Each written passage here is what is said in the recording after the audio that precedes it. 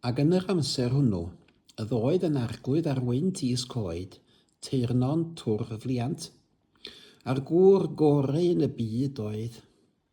Ac yn y tŷ, y ddoedd caseg, ac nid oedd yn y dirnas na march na chaseg degach no hi.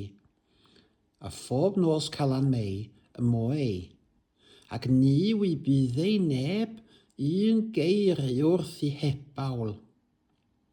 Sef a wnaeth teirnon, ymddiddan noswaith a'i wreig, ha wreig hebef.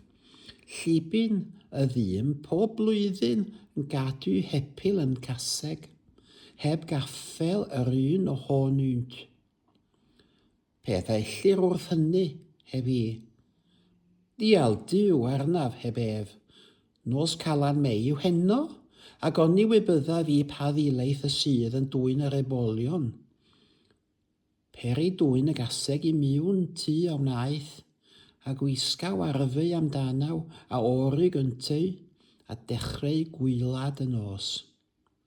Ac fal y bydd dechrau nos, moi y gaseg a rebawl mawr telediw ac yn sefyll yn y lle.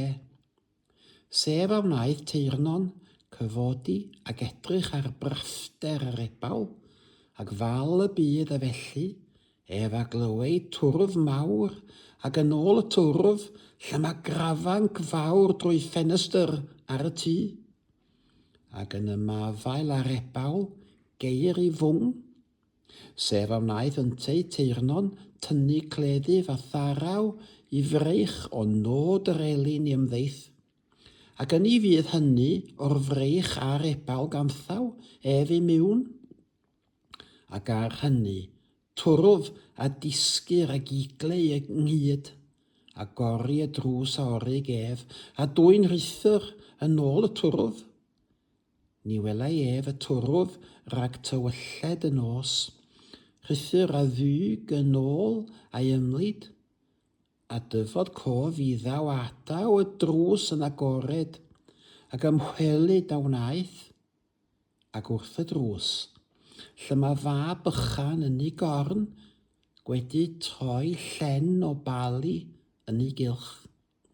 Cymryd y mab a wnaeth ataw, a llyma mab yn gryf yn yr oed a oedd arnaw.